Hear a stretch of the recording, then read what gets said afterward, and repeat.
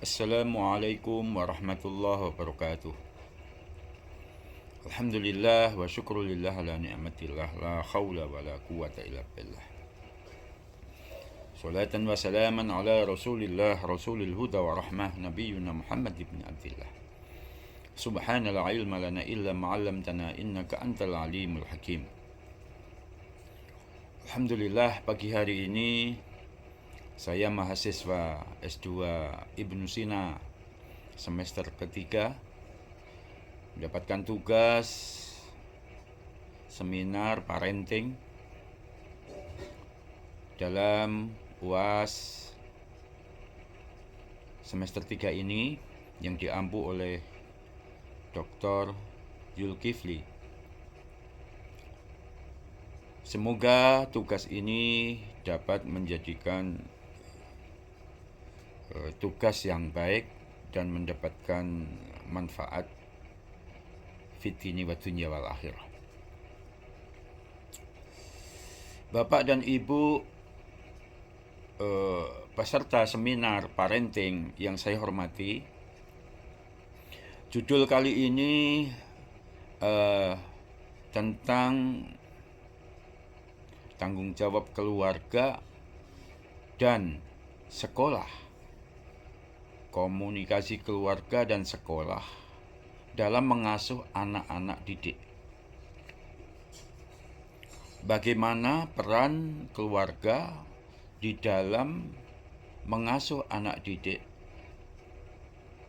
sehingga anak-anak kita nanti menjadi anak-anak yang baik, anak-anak yang solih dan solihah.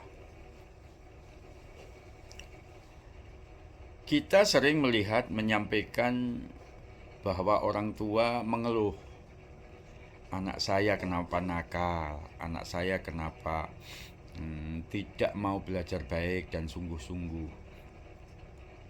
Wali murid sering mengatakan, nah itu kan tanggung jawab sekolah, anak saya sudah saya sekolahkan, anak saya sudah saya titipkan di sekolah, dan itu menjadi tanggung jawab sekolah. Bapak Ibu peserta parenting yang dirahmati Allah, ada sebuah hadis Rasulullah SAW menyampaikan, Al-Bait Madinatul Ula, Al-Bait Madrasatul Ula.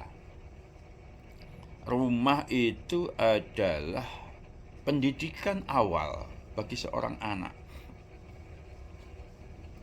Jadi anak sebelum ke sekolah itu di lingkungan rumahnya, termasuk di dalamnya orang tua, adalah menjadi sekolah pertama anak kita. Oleh karena itu, peran keluarga di dalam mengasuh anak itu sangat kuat, sama kuatnya dengan ketika anak kita taruh di sekolah, ketika didik guru. Orang tua menjadi sangat penting perannya untuk menjadi parenting atau pengasuh anak ketika di rumah. Oleh karena itu, yang terpenting bagaimana kita sebagai orang tua bisa menjadi contoh kepada anak-anak kita. Karena anak-anak kita ini adalah anak-anak yang paling gampang mencontoh apa yang dilihatnya. Sering kita ajak bicara, sering kita marah-marah, atau sering kita kasih nasihat, itu tidak sekuat ketika kita sebagai orang tua memberikan contoh. Makanya kalau Rasulullah itu menyebutnya uswatun hasanah, laqad kana lakum fi rasulillahi uswatun hasanah. Ada lagi lisanul hal khairun min lisanil maqal. Jadi seorang ibu, seorang bapak di dalam keluarga ini ketika mencontohkan anak waktu sholat langsung berjamaah ke masjid, itu lebih kuat dicerna anak daripada kita perintahkan, ayo nak sholat, ayo nak sholat. Kita marah-marah untuk berangkat sholat. Karena anak-anak ini lebih cepat mencontoh apa yang dia lihat. daripada melaksanakan apa yang diperintah. Karena itu sebagai orang tua mempunyai peranan yang sangat penting di dalam mengasuh anak di dalam keluarga itu. Sedangkan di sekolah mempunyai peran penting juga ketika anak berada di sekolah. Jadi perannya sama, 50-50. Jadi kalimat orang tua ketika mengatakan bahwa anak saya tanggung jawab guru-guru, kenapa anak saya nakal, kenapa anak saya nggak pintar, kenapa anak saya malas, itu yang salah guru, itu tak benar. Ada peran orang tua ketika anak-anak kita di rumah, dan itulah yang penting untuk memberikan parenting, asuhan kepada anak-anak kita dengan contoh-contoh yang baik, uswatun hasanah tadi. Baik itu cara berbicara, cara beribadah, cara bersosialisasi dengan tetangga, cara mengungkapkan kalimat-kalimat yang baik, cara berangkat sekolah, cara pulang sekolah, cara makan, cara minum, semuanya itu menjadi penting ketika di rumah orang tuanya memberikan contoh dan mengajari anak-anaknya untuk berperilaku sebagaimana Rasulullah Sallallahu Alaihi Wasallam. Bapak-bapak dan ibu-ibu peserta seminar parenting ini kira-kira masuk enggak itu? Sering enggak bapak dan ibu melihat menyampaikan itu di sekolah? Sering kita mengucapkan, wah itu kan tanggung jawab guru, itu kan tanggung jawab sekolah.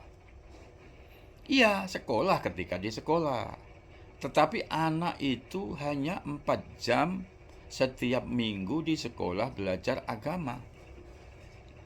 Sisanya yang sekian jam itu banyak di rumah, banyak di lingkungan kita. Termasuk di dalamnya lingkungan harus kita sterilkan, harus kita jaga.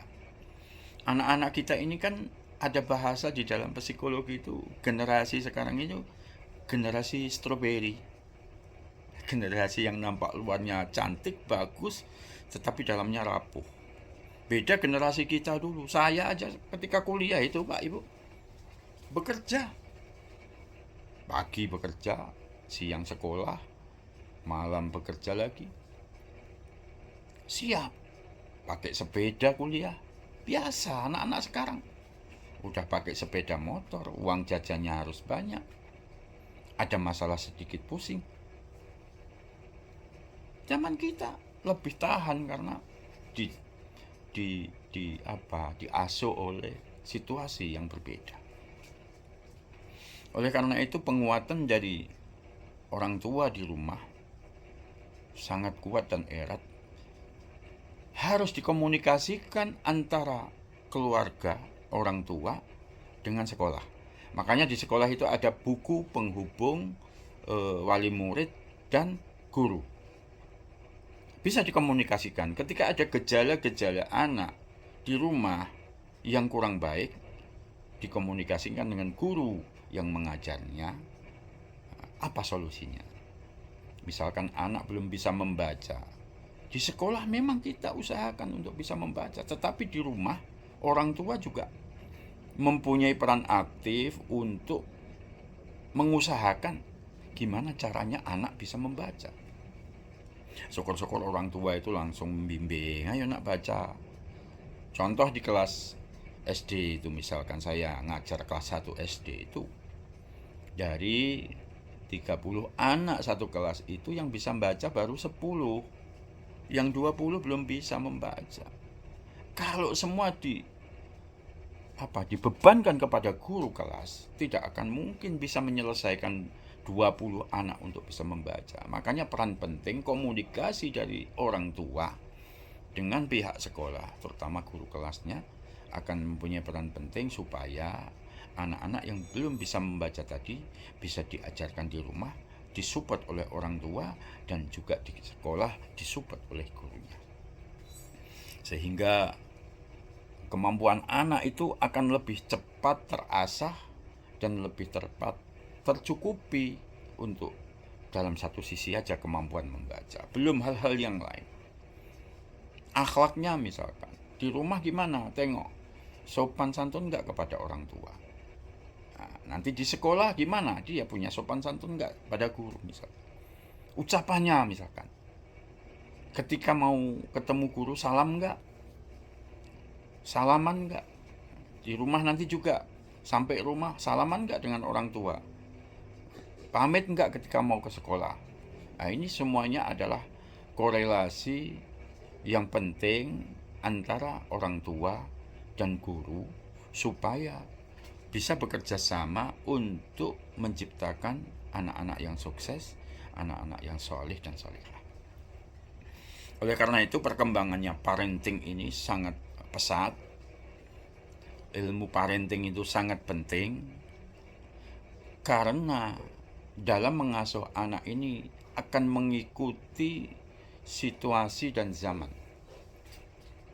Sekarang misalkan, zaman dulu tidak ada namanya HP.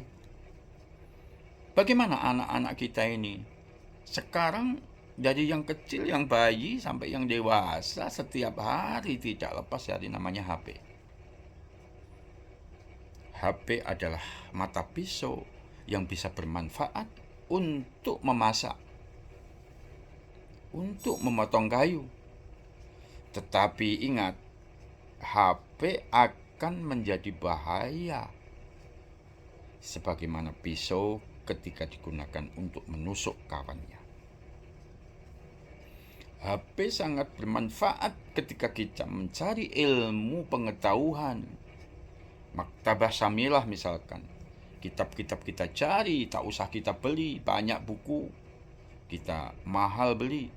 Maktabah Syamilah di HP, ribuan kitab kita baca, ribuan jurnal, ribuan tesis, ribuan skripsi, sudah ada di situ, tinggal kita baca. Manfaat teknologi terhadap anak-anak sangat kuat dan itu tidak bisa kita bendung. Yang bisa hanya kita arahkan memanfaatkan HP ini sebaik-baiknya untuk mencari ilmu pengetahuan. Nah, anak-anak harus kita batasi. Jangan HP itu untuk main game aja. HP digunakan untuk belajar, mencari buku-buku, kitab-kitab, untuk literasi supaya anak-anak kita mempunyai ilmu yang banyak dan bermanfaat di dunia sampai yaumul akhirah. Bapak dan Ibu peserta seminar parenting yang saya hormati, mungkin hanya itu saja yang saya sampaikan. Tidak banyak, temanya begitu kuatnya pengaruh orang tua sebagai orang tua asuh di rumah dan guru di dalam sekolah, dan begitu pentingnya hubungan antara wali murid dan guru di sekolah terhadap parenting, asuhan terhadap anak ini akan menentukan bagaimana anak kita ke depan. Semoga Bapak dan Ibu sekalian bisa mengasuh anak-anak di rumah dengan agama yang kuat, dengan belajar yang kuat, sehingga 3 hal penting dalam pendidikan akan tercapai semuanya: afektif, kognitif, psikomotorik, dan menjadikan anak-anak kita yang imtak, berilmu, dan bertakwa kepada Allah Subhanahu wa Ta'ala. Cukup sekian, semoga bermanfaat bagi kita semua. Wassalamualaikum warahmatullahi wabarakatuh.